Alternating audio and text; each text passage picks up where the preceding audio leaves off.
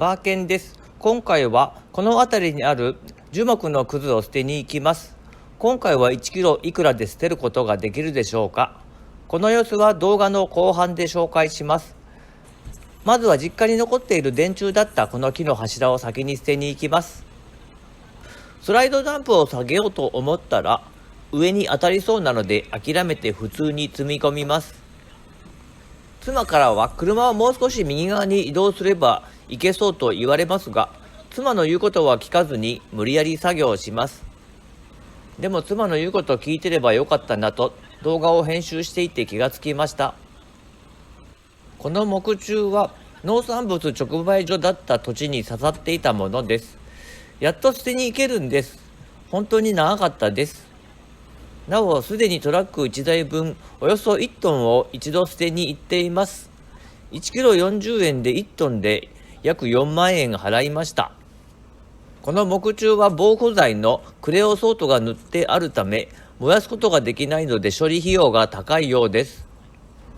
この木柱は相続時に建設中だった車で5分ほどの場所にある市町村の焼却場へ持っていこうと思っていたのですが、実際に焼却場が完成して持っていこうと聞いてみたら、事業ゴミなので受け取れませんと断られました。確かに父は事業として農産物直売所を営んでいましたが、大規模なものではありませんでした。なんとか家庭ゴミとして処分できないか交渉してみましたが、木柱は事業ゴミの中でも産業廃棄物に分類されるとの説明を受けました。では細かく切って家庭ゴミとして処分できないかとも考えましたが、私の場合は300キロも離れているため現実的ではありませんし、何よりクレオソートが塗られているため地域のゴミとして出すこともできません。もしクレオソートの部分だけ剥がすことができれば、少しずつ地域ゴミで出して200キロで600円の費用で処分することは理論上可能です。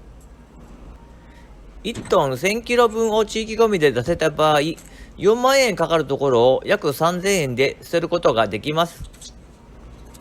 しかし地域ゴミはあくまで地域の生活から出たゴミを対象にしたサービスです。捨てて良いものは自治体のゴミ捨て案内表に記載されているものや、それに準ずるものだけです。それ以外は産業廃棄物処理業者に依頼する必要があります。そもそも市町村のゴミ焼却場は200キロのゴミを600円で処分していたら赤字になります。もし仮に料金を民間の産廃業者と同じにしてしまうと、処理費用が高すぎて払えない人が続出し、不法投棄のリスクが高まります。そのため不法投棄を防ぐ意味でも税金を投入して誰でも利用しやすい料金設定になっているのです。相続などで大量のゴミ処分に困った際には、公共サービスを常識の範囲内で活用するのが安くゴミを処分できるコツです。捨てても良いものは自治体のゴミ分別冊子に載っていますので、記載されていないものや明らかに趣旨から外れるものは捨ててはいけません。少しスピードアップします。矢印の部分はシャワールームです。こっちの矢印は小便器用のトイレです。普通に捨てられないものがたくさんあって本当に困ります。近くに住んでいればグラインダーで分解して少しずつ捨てます。でもそれはいけないんでした。これは実家の車庫なんですが、見てください。赤い矢印の先、全部あの柱なんです。うちの父親はこういう廃材をタダでもらってくるのが本当に好きで、もらったはいいけど置き場に困って車庫の柱にしちゃったんでしょうね。もう発想がめちゃくちゃです。しかもこれがまた丈夫で、数年前にあった震度6の大地震でもなぜか壊れなかったんです。たまたま運が良かっただけだと思いますが、倒れなくて良かったです。300キロも離れていると何かと大変です。なんと新事実発見。ここにも木柱が落ちていました。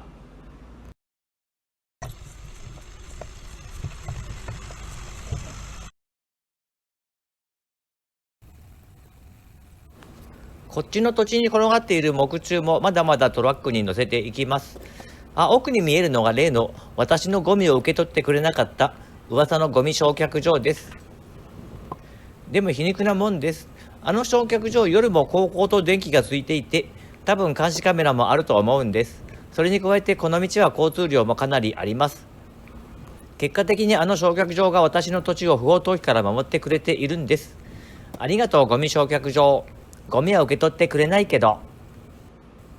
音楽と字幕とともに数分間作業します。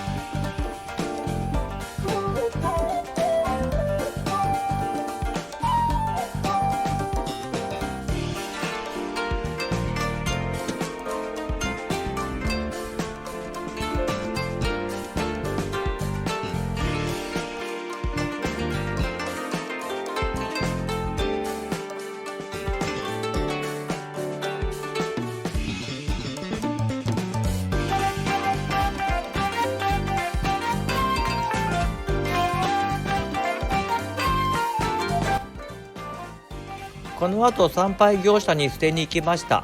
画面の左側です。1キロ40円で合計3万7000円でした。画面右は1回目に捨てたものの領収書です。合計で7万4140円。木柱を捨てるのにお金を使ってしまいました。動画の冒頭でお知らせした樹木を最後にもう一度捨てに行きます。実はカメラが回っていなくてほとんど積み終わってしまいました。そもそもこういう参拝業者さんに事前にいくらですか、料金表はありますかって聞いてもいいんでしょうか。私としては一般人がこうして捨てさせてもらえるだけで感謝という気持ちがあって、あんまりうるさいことを言うと嫌がられるんじゃないかって気がしちゃうんです。私の普段の生活でもぐいぐい行くタイプじゃなくて、あまり喋らずコツコツやる方なんです。そのせいでこいつは何も言わないからって価格を高くされてるのか、でも逆にしつこく聞いたら聞いたで良い対応はしてもらえない気もするし、これってどうなんでしょうか。さていよいよ捨てに行きます。あの土地にあった樹木も随分すっきりしました。これでも粉砕機でかなりの量を減らしたのです。この映像は秘蔵のお宝映像です。お待たせしました。捨て代金です。1キロ40円、300キロで1万3000円。